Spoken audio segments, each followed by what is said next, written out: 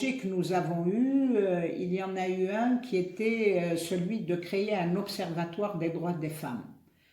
Nous l'avons fait et cet observatoire des droits des femmes nous a permis de développer un certain nombre de travaux et particulièrement donc femmes en chiffres.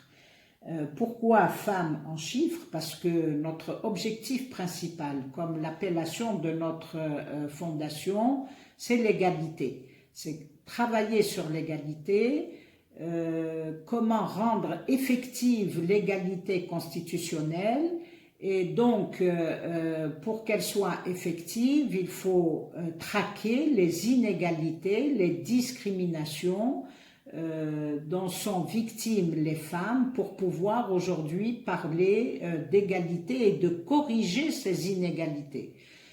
Donc l'idée était celle de faire comme le font un certain nombre de pays européens, mais inexistants en Afrique et en Afrique du Nord, un femme en chiffres tous les ans pour évaluer la situation des femmes dans notre pays ou non. En fait, le premier que nous avons réalisé en 2013 et le second en 2014, une année après, était fait à peu près dans la même démarche. C'était donc de pointer d'une part les progrès réalisés pour atteindre l'égalité entre les hommes et les femmes, mais aussi de visiter les domaines où les inégalités et les déséquilibres persistent encore entre les sexes.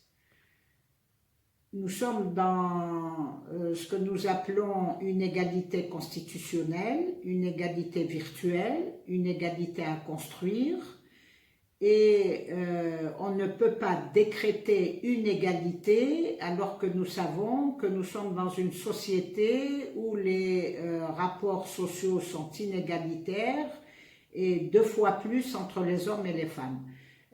Donc les progrès, nous les avons pointés parce que l'Algérie depuis 1962 a investi le domaine de la santé et de l'éducation.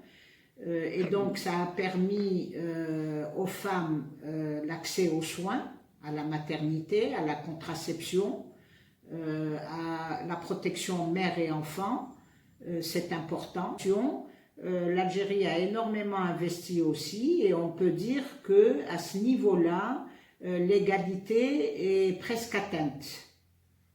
Au niveau primaire, elle l'est, peut-être à 1%, 93 pour les filles, 95 garçons scolarisés. Nous voyons même qu'au niveau universitaire et en passant par le secondaire, que les chiffres aussi sont parlants et sont en faveur des filles.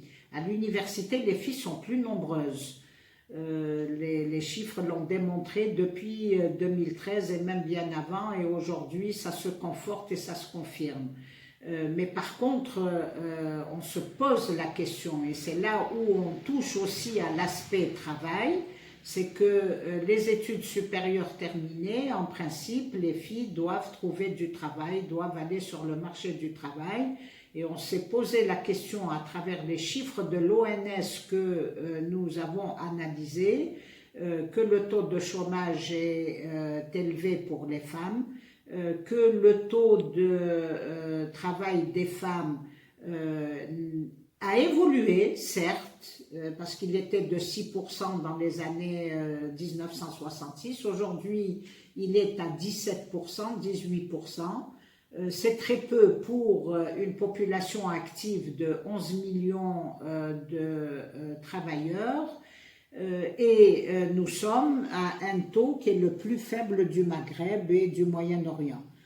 Donc il y a un travail à faire sur la récupération des femmes qui ont des diplômes et qui se perdent dans la nature, et on se pose la question effectivement où elles vont dans l'informel.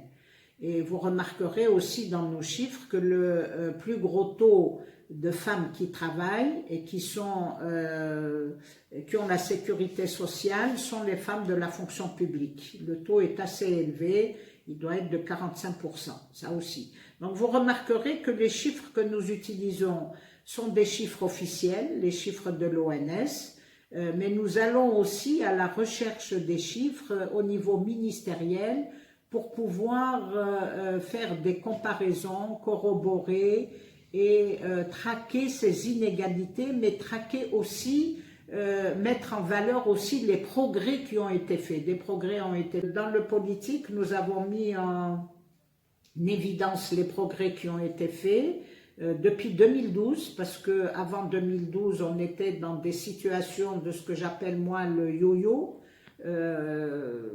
À chaque législature ou à chaque élection communale, des femmes pouvaient être présentes, elles pouvaient être à un moindre taux, comme le taux pouvait augmenter, parce que le FLN, qui était parti unique, selon sa direction conservatrice ou moderniste, les femmes donc étaient soit bien représentées, soit moins représentées.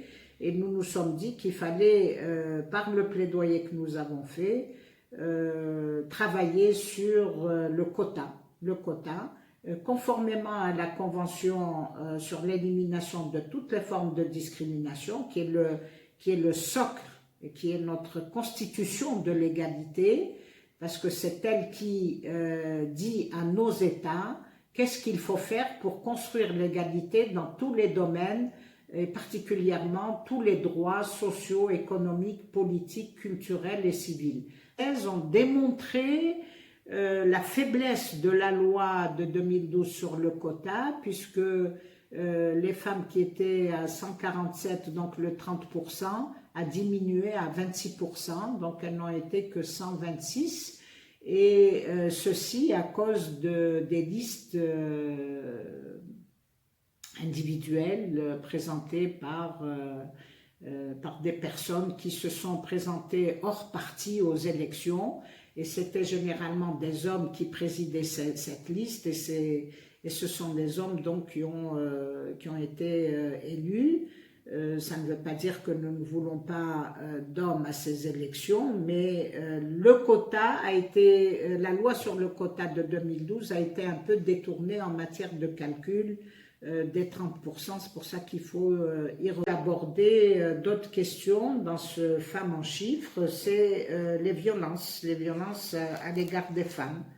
Les violences à l'égard des femmes que nous avons travaillé à partir des chiffres de la police, parce qu'en fait, on peut travailler à partir de nombreuses sources, mais je pense que les sources que nous avons de la police sont des sources fiables, parce que c'est le nombre de dépôts de plaintes qui nous permet de voir le pourcentage donc des femmes victimes de violences, et aussi le nombre de plaintes qui augmente de 1000 chaque année. Pourquoi c'est important aussi cette augmentation, bien que ces dernières années on a remarqué qu'il y avait une stagnation, parce que les centres d'écoute ont aussi permis aux femmes de parler, de dire la violence, mais aussi de ne plus avoir peur de déposer plainte. Parce que la stratégie nationale... Les postes décisionnels, il est particulièrement bas. Oui. Est-ce que ça traduit quelque chose pour vous? Oui, il est de 11%, le taux est de 11%, donc vous l'avez dans l'avant-dernier Femmes en chiffres, il est de 11%, c'est très peu, et c'est pour ça qu'il y a eu la révision de la Constitution en 2016, proposant donc à ce que l'État œuvre pour qu'il y ait plus de femmes dans les postes de décision et de décision dans l'administration et dans les entreprises. Donc ça aussi, ça a été un plaidoyer fait en même temps que le politique, sauf que le politique est passé avant. Et nous sommes en attente de cette loi qui fixerait un quota, parce que les femmes atteignent un plafond de verre qu'elles ne peuvent plus dépasser, parce que les postes de direction, qui ne sont pas nécessairement les postes de décision, parce qu'elle peut être directrice ou sous-directrice, mais ne pas avoir ne pas avoir le pouvoir de décision. Alors, ce qui est intéressant, c'est aussi qu'elle ait le pouvoir de décision. 11%, c'est très peu. 11% dans les postes de responsabilité. Oui, c'est très peu. 11%. Maintenant, les causes, la volonté politique, souvent, est celle qui est utilisée pour nommer des femmes à des postes donc, de direction et de responsabilité. On vous dira souvent que les femmes refusent. Mais en tout cas, il y en a qui acceptent, mais si elles étaient mieux protégées, mieux suivies, il y en aurait plus qui accepteraient, mais il ne suffit pas de dire ce sont les femmes qui refusent, il suffit de dire il me faut aussi 30% de femmes à des postes de direction. C'est le premier palier avant d'arriver à cette parité dont parle la Constitution de 2016 et qui a été article qui a été repris par le projet de Constitution actuel. Donc maintenant, il faut mettre... Est-ce qu'il y a eu des difficultés particulières à chaque fois pour avoir les statistiques?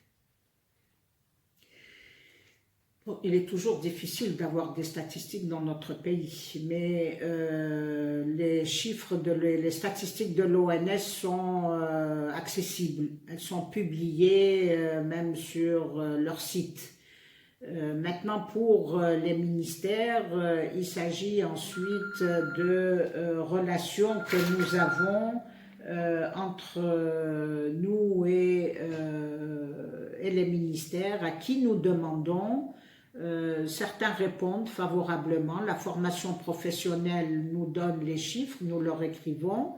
Ils nous ont toujours donné leurs chiffres, ils sont très importants parce que c'est important aussi de voir la place de la femme dans la formation professionnelle. Ce qui est le plus difficile à voir, c'est ceux du ministère de l'Éducation et particulièrement de l'enseignement supérieur. Mais sinon, dans la grande majorité, nous arrivons à avoir les chiffres. Je ne suis pas militante pour être pessimiste, je suis militante pour être optimiste. Quand on milite, on a un objectif. Cet objectif, on tente de le réaliser. Cet objectif, comment nous tentons de le réaliser, mais en mesurant aussi les acquis et les résultats que nous avons suite au travail que nous engageons. Oui, non, je suis optimiste parce que nous avons eu des résultats, la modification du code, la loi du code de la famille, la loi sur le code pénal qui a incriminé les violences conjugales et autres, la Constitution qui protège aujourd'hui les femmes contre toute forme de violence dans la sphère privée, publique. C'est là où je vous dis, il y a quand même une évolution dans la prise en charge des problèmes des femmes. Et bien sûr, on continue, hein, la lutte continue, mais nous arrachons quand même des choses et je